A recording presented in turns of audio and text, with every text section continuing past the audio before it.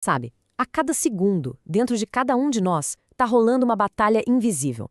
É que o nosso código genético, basicamente o manual de instruções para a vida, está o tempo todo sob ataque. Mas olha, nossas células não são nem um pouco indefesas. Elas têm um sistema de emergência super sofisticado, prontinho para achar e consertar qualquer estrago. E é exatamente isso que a gente vai ver aqui.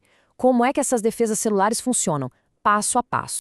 Então, o nosso roteiro é esse. A gente vai começar vendo o código genético em perigo, depois como o alarme dispara na célula, quem são as equipes de reparo que entram em ação e, por fim, qual o destino da célula depois de tudo isso.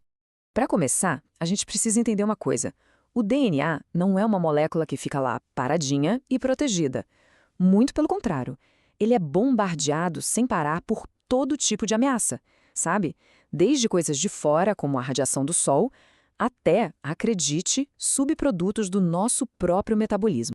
E a escala disso é de cair o queixo. Pensa só, cada uma das nossas células pode sofrer até 70 mil danos no DNA. E não é por ano não, é por dia. Todos os dias.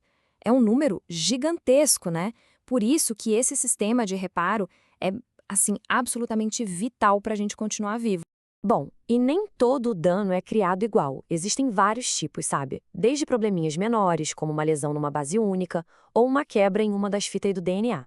Mas o perigo de verdade, o alerta vermelho para a célula, é quando acontece uma quebra de fita dupla. Imagina só, é como se o nosso manual de instruções fosse rasgado bem no meio. É uma falha estrutural gravíssima que coloca em risco toda a informação genética da célula. Certo, mas como é que a célula sequer sabe que o DNA dela foi danificado? Esse é o ponto de partida, né? A detecção. A célula precisa ter uma espécie de sentinela patrulhando o genoma o tempo todo para soar o alarme na hora que um problema aparece. E quem são esses primeiros a chegar na cena do crime? São justamente esses complexos de proteínas. Basicamente, são grupos de proteínas que trabalham em equipe, como o complexo mRN e o Q7080. Pensa neles como sensores. Eles ficam ali de olho no genoma e no momento em que encontram as pontas soltas de uma quebra de DNA, eles se grudam nelas. E essa ligação, pronto, é o gatilho que dispara toda a resposta de emergência. Ok, os sensores se ligaram ao problema. E agora? Agora eles chamam reforços. Eles recrutam e ativam umas moléculas sinalizadoras, umas enzimas chamadas quinases. O trabalho delas é basicamente sair por aí colocando etiquetas químicas em outras proteínas para espalhar notícia. A ATM, a ATR e a DNA-PKCS funcionam como amplificadores de som. Elas pegam aquele sinalzinho inicial do dano e transformam num alarme ensurdecedor que ecoa pela célula inteira. Assim, todo mundo fica sabendo que tem perigo na área. E uma das formas mais geniais que a célula tem de espalhar esse alarme é essa aqui. As quinases, tipo a ATM, vão lá e modificam uma proteína que fica enrolada no DNA, a histona H2AX. O resultado é o que a gente chama de γ-H2AX. Isso é, na prática, a fita de isolamento da cena do crime em nível molecular. Ela marca o local exato do dano e funciona como um farol, um sinalizador luminoso que grita: "Ei, equipe de reparo, é aqui, venham pra cá." Beleza, o alarme soou. Agora vamos conhecer a equipe que cuida dos problemas mais corriqueiros, digamos assim. São os reparos de alta precisão, quase cirúrgicos, feitos para consertar os pequenos erros e garantir que o código genético continue perfeito. Aqui a gente tem dois exemplos perfeitos. De um lado, o reparo por excisão de base, o BER. Pensa nele como um corretor ortográfico super específico. Ele acha um único erro de digitação no DNA, uma base danificada, corta fora, só ela, e coloca a correta no lugar. Simples assim. Do outro lado, tem o reparo por excisão de nucleotídeo, o NER. Esse já é para problemas maiores que chegam a deformar a dupla hélice, tipo os danos do Sol. Aí não adianta trocar uma letrinha. O NER corta um pedaço inteiro da fita de DNA e reconstrói tudo do zero, usando a outra fita como molde. Mas e quando o estrago é grande de verdade? Quando não é só uma fita que está com problema, mas as duas se partem. Aí a coisa fica séria. Esse é o maior desafio que uma célula pode encarar, o reparo de uma quebra de fita dupla. E aqui os riscos são altíssimos. Para essa emergência de nível máximo, a célula tem dois planos de ação principais.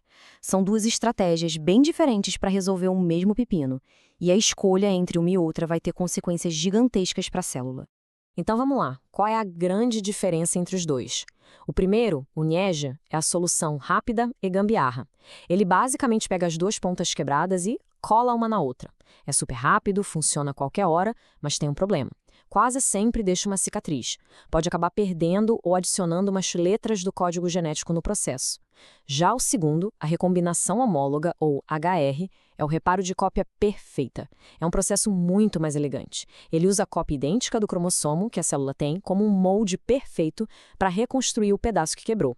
Demora mais, é mais complexo, mas o resultado é impecável, sem nenhum erro. E olha que interessante, a célula não escolhe um ou outro ao acaso. A decisão depende do timing. A célula só consegue usar o método perfeito, o HR, num momento muito específico do seu ciclo de vida, logo depois que ela duplicou o DNA. Por quê? Porque é nesse momento que ela tem a tal cópia idêntica para usar de molde. Em qualquer outro momento do ciclo, se o DNA quebrar, a única opção que resta é o método rápido e arriscado, o NHEJ. Isso mostra uma regulação, um controle no tempo que é simplesmente incrível, né? O reparo está totalmente sincronizado com o ritmo da célula. Bom, com todo esse processo de reparo rolando, a célula chega numa encruzilhada.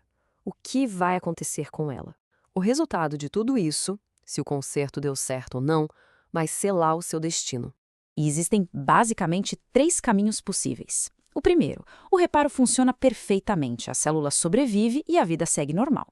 O segundo, o reparo falha ou deixa erros, e isso pode levar a uma transformação perigosa na célula. E o terceiro, o dano é tão grande que não tem conserto, e aí a célula decide se autodestruir. Vamos detalhar um pouco mais. No melhor dos mundos, o reparo é 100% e a célula volta a funcionar como se nada tivesse acontecido. Agora, se o reparo deixa erros, essas mutações podem ser o estopim, o primeiro passo para uma célula se tornar cancerígena. Mas e se o dano é simplesmente grande demais? Aí a célula toma uma atitude, digamos, altruísta. Ela ativa um programa de autodestruição chamado apoptose. É um sacrifício, na verdade, um mecanismo de segurança fundamental para proteger o corpo inteiro, eliminando uma célula que poderia causar um estrago muito maior. E tudo isso nos leva a uma reflexão, né? A gente depende totalmente da eficiência desses mecanismos para se manter saudável. É uma dança molecular inacreditável, de uma precisão e velocidade absurdas acontecendo agora dentro da gente. Mas a pergunta que fica é: com trilhões de reparos dando certo todos os dias, o que acontece quando só um deles falha? Fica aí o pensamento sobre como a vida é, ao mesmo tempo, tão resiliente e, por outro lado, tão incrivelmente frágil.